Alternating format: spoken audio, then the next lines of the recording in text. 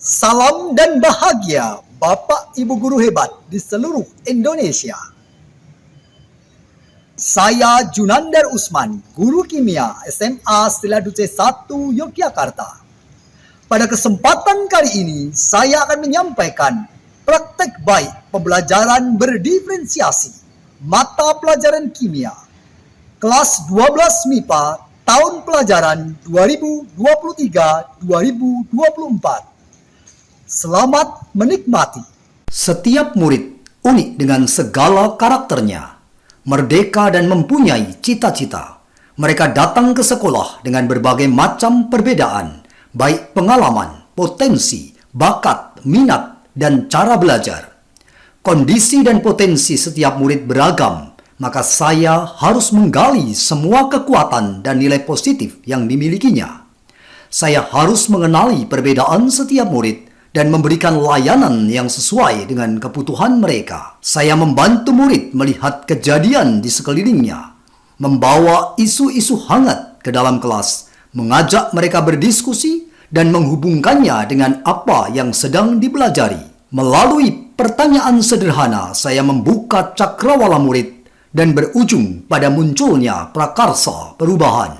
Pembuatan biobaterai dari sampah organik tercetus dari ide murid setelah mereka melihat banyaknya timbunan sampah di sekolah dan di beberapa tempat lain pasca penutupan TPA Piyungan sejak 23 Juli 2023. Pembelajaran ini penting dilakukan karena dapat memberikan alternatif solusi terhadap pengolahan sampah organik dengan memanfaatkannya menjadi energi listrik. Selain itu, pembelajaran ini juga membantu murid mengembangkan keterampilan berinteraksi sosial, belajar nilai ketekunan, kerja keras dan mandiri, menerima dan memahami kekuatan dirinya, terlibat aktif dalam proses belajar, serta menumbuhkan daya lenting untuk bangkit di tengah kesempitan. Tantangan terbesar saya adalah menghadirkan kemerdekaan belajar bagi murid, yaitu suatu kondisi yang mampu menumbuhkan kesadaran dan kemandirian untuk belajar seluas-luasnya tanpa tekanan dan paksaan sesuai dengan bakat dan potensi masing-masing. Strategi untuk menghadapi tantangan tersebut adalah menerapkan pembelajaran berdiferensiasi. Saya menyusun materi, kegiatan, dan asesmen yang sesuai dengan kesiapan, minat, dan gaya belajar murid. Pembelajaran ini diawali dengan melakukan tes diagnostik terhadap murid.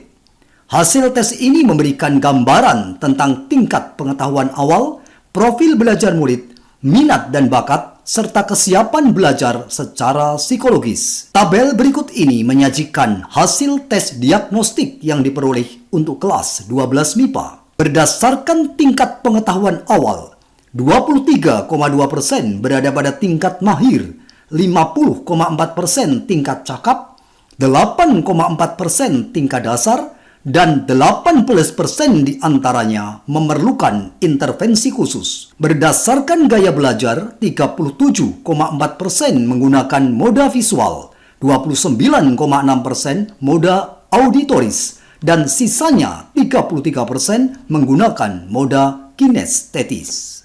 Pada kesempatan ini, saya melakukan 3 strategi diferensiasi. Pertama, diferensiasi konten dengan menyajikan materi dengan berbagai bahan ajar seperti modul, lembar kerja, video interaktif, dan tutorial digital. Kedua, diferensiasi proses dengan memberikan tingkat dukungan yang berbeda bagi murid, membebaskan murid berekspresi dan berinovasi, mempertimbangkan berbagai strategi dan aktivitas yang berbeda untuk memfasilitasi kebutuhan murid. Ketiga, diferensiasi produk dengan memberikan pilihan bentuk penyajian yang bervariasi untuk menunjukkan pemahaman murid, seperti laporan tertulis, video presentasi, laporan digital, poster atau infografis, dan video interaktif. Pembelajaran ini terbagi menjadi 5 tahap, yaitu reflection, research, discovery, application, dan communication.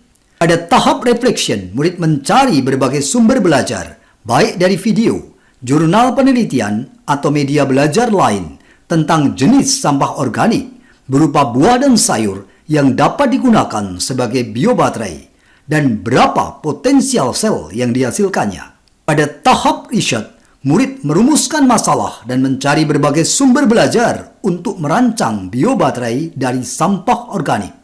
Pada tahap discovery, murid menarik hipotesis tentang bagaimana pengaruh jumlah sampah organik terhadap potensial sel yang dihasilkan dan bagaimana merancang biobaterai agar menghasilkan arus listrik yang besar. Pada tahap application, murid menguji coba, menganalisis rangkaian, mengevaluasi, mengolah data, menghitung biaya, dan mempertimbangkan dampak dari biobaterai yang telah dibuat terhadap lingkungan.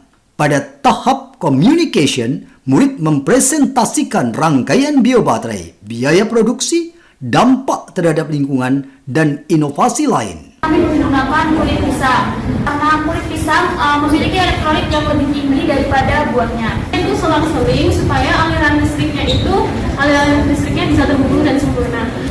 Tabel berikut menyajikan hasil evaluasi murid terhadap pembelajaran yang telah dilakukan. Dilihat dari perasaan murid setelah mengikuti pembelajaran, diperoleh 92,9% merasa sangat senang dan senang.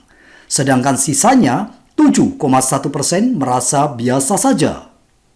Dilihat dari kebermaknaan, 93,8% menyatakan bahwa pembelajaran ini membantu, bahkan sangat membantu dalam memahami konsep. Sedangkan sisanya 6,2% menyatakan biasa saja. Saya merasa sangat senang dengan proses pembelajaran berdiferensiasi yang dilakukan oleh Pak Jun karena beliau mengaitkannya dengan kehidupan nyata di luar kelas. Dalam proses, kami diberi pertanyaan dan juga diajak berdiskusi yang memperluas wawasan kami. Suara dan pilihan kami direspon dengan baik oleh Pak Jun. Sungguh, proses pembuatan biobaterai ini menjadi pengalaman luar biasa. Dan ini pertama kalinya bagi saya mengikuti pembelajaran berdiferensiasi. Saya menyukai model ini karena Bapak Junandar membebaskan kami memilih model bahan ajar sesuai dengan kesiapan belajar, minat, dan gaya belajar kami masing-masing. Melalui diferensiasi konten, saya dan teman-teman belajar dengan gaya belajar masing-masing. Bagi saya, pengalaman saya membuat biobaterai dari sampah organik merupakan pengalaman yang sangat bermakna dan saya dan kelompok saya dibebaskan memilih bentuk apapun untuk dinilai. Saya dan kelompok saya memilih bentuk video presentasi karena kami lebih suka memaparkan secara langsung hasil biobaterai dari sampah organik yang telah kami buat. Melalui diferensiasi produk, kami dapat memaparkan secara langsung potensi terbaik kami. Saya melihat teman-teman sangat antusias dalam mengikuti proses pembelajaran berdiferensiasi ini. Bahkan kami merasa waktu berjalan begitu cepat ketika mengikuti proses pembelajaran ini. Pembuatan biobaterai menuntut kami para murid untuk saling bekerja sama dan berkomunikasi. Belajar untuk tekun, bekerja keras, dan mandiri. Wonderful. Pak Junanda membebaskan kami untuk belajar dengan berdiri dan duduk dan itu sangat sesuai dengan apa yang kami butuhkan. Pak Junanda juga memberikan kami apresiasi yang positif. Bahkan Pak Junanda menyediakan waktu di luar jam pelajaran apabila kami membutuhkan bimbingan yang lebih. Sangat excited. Pembelajaran berdiferensi membantu saya dalam memahami konsep self-volta. Terima kasih Pak Junandar, berkat beliau, saya dan teman-teman merasa hanyut dalam pengalaman belajar otentik dengan melihat persoalan dalam kehidupan ini. Pembelajaran diferensiasi yang dicobakan oleh Pak Junandar sesuatu yang baru yang bermula dari memberi kebebasan kepada anak-anak untuk mencari materi-materi sendiri, belajar untuk merangkai pembangkit tenaga listrik mini mereka dengan segala kreativitas mereka. Tentu setiap kelompok bisa jadi berbeda di dalam pendampingan. Kemudian di dalam produk hasil dari uji coba mereka itu juga mereka tampilkan secara berbeda tergantung dari kreativitas mereka. Ada juga yang dalam bentuk video. Jadi kalau anak suka membuat video mereka bisa juga. Jadi ini diferensiasi dari produk yang mereka hasilkan. Demikian, terima kasih. Demikian tadi praktek baik pembelajaran berdiferensiasi mata pelajaran kimia di sekolah kami. Tentu saja masih banyak hal-hal yang dapat ditingkatkan baik dalam diferensiasi konten, diferensiasi proses, maupun diferensiasi produk. Semoga praktek baik ini bermanfaat bagi Bapak Ibu guru hebat di seluruh Indonesia. Salam dan bahagia. Terima kasih.